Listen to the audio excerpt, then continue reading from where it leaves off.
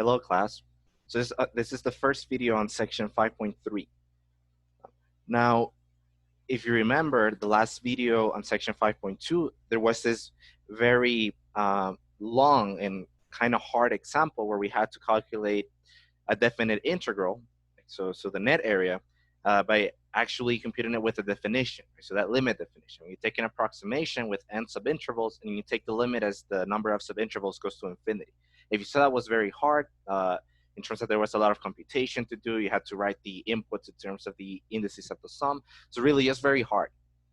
No, but I said at there that soon we're going to see a way of doing this that we involved none of that, and that's actually very, very easy. Okay? So thankfully in this section we're going to get to that.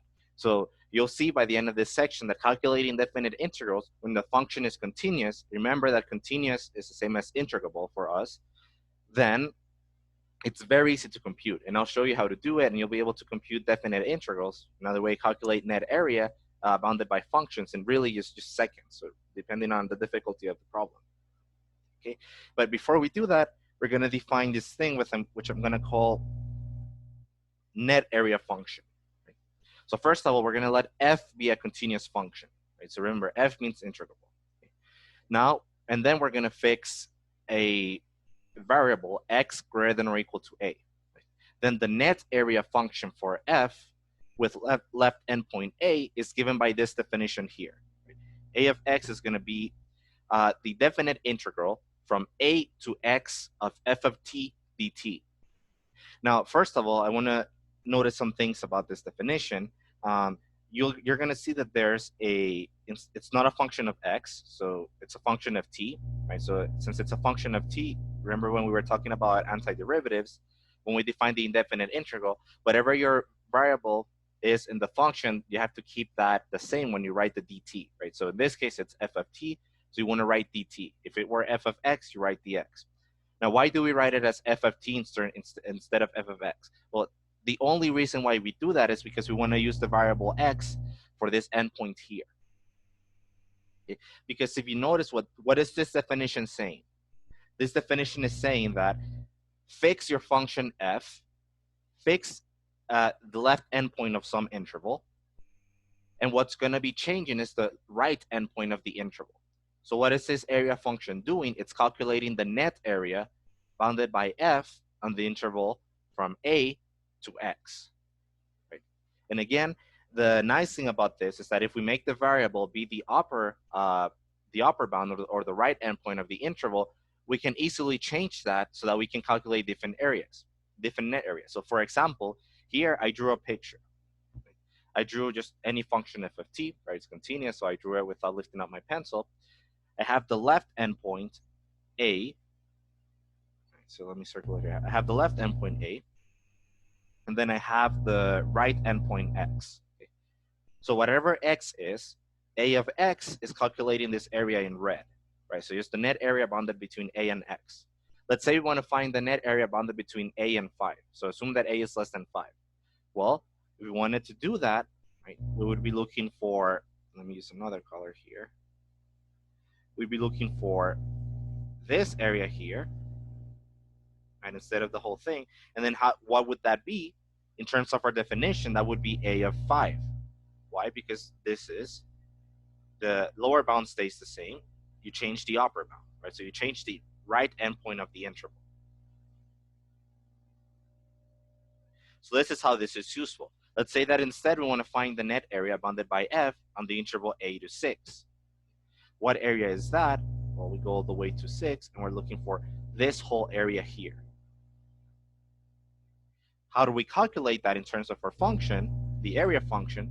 Well, remember what's changing is the right endpoint, so just change the right endpoint. That's the variable. So everything stays the same. The only thing that changes is the right endpoint.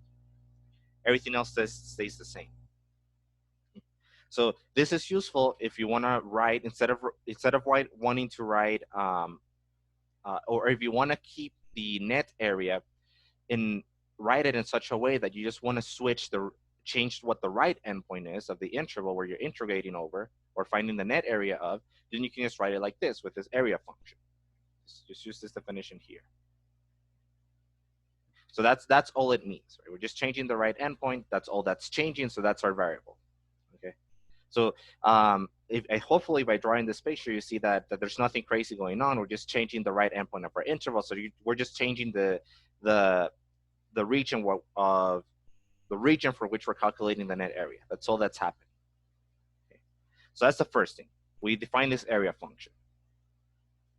So let's do a quick example working with this to make sure that we understand. Okay. Why is there an F there? I think all of those should be 5. So it should be A, sorry. Okay. So here I just gave you a graph of a function, right? F of t. It's continuous, right? I was able to draw it without lifting up my pencil. Okay. So let's answer some of these questions. Let's find A of 2, where A is the area function we saw before.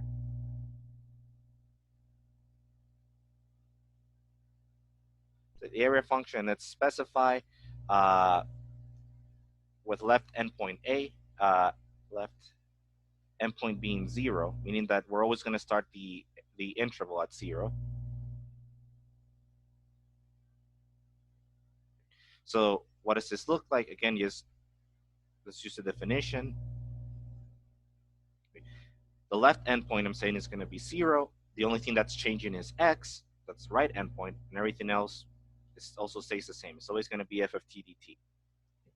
So let's look over this. Okay, so let's do a few examples. Let's say we want to find A of 2.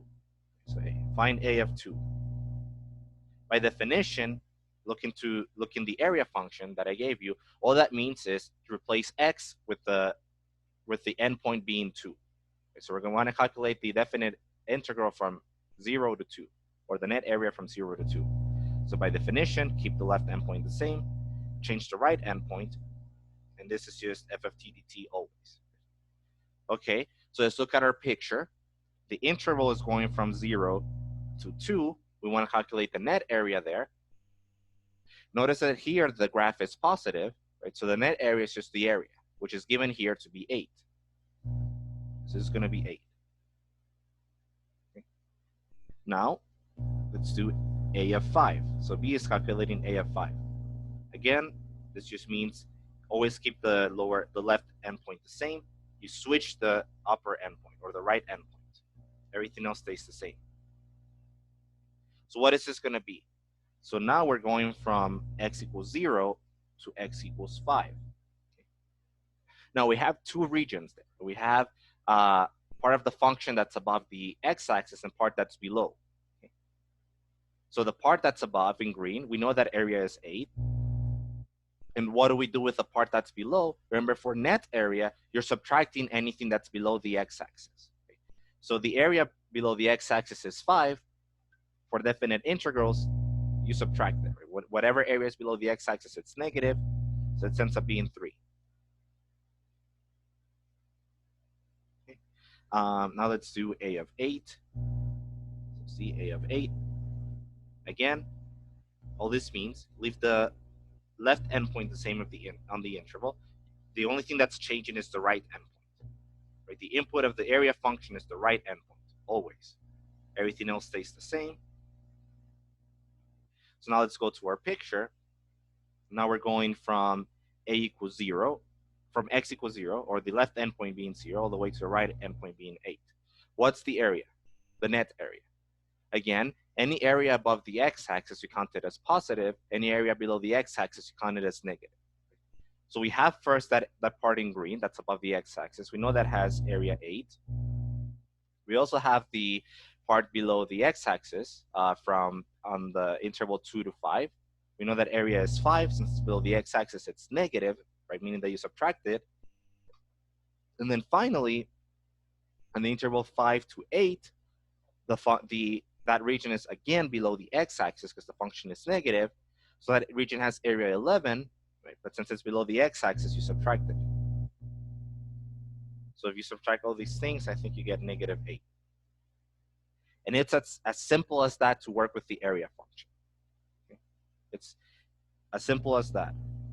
So again, just to recap, given a continuous function f, Oh, and this doesn't have to be 0. You can make the lower endpoint be whatever you want. So x is just, the only condition is that x is greater than or equal to your lower endpoint, and that f is continuous on, let's just say, a to x. And x you're going to be changing. Okay? Given that, you can always define this function. And whenever you change the input, so if we want to find what a of 7 is, the input of the area function is the right endpoint. So the only thing that changes is the right endpoint, which for in terms of the definite integral is the upper bound. It's as simple as that. And again, picture-wise, we know what that means. Right? Just calculate the net area from a equals whatever it is up to 7.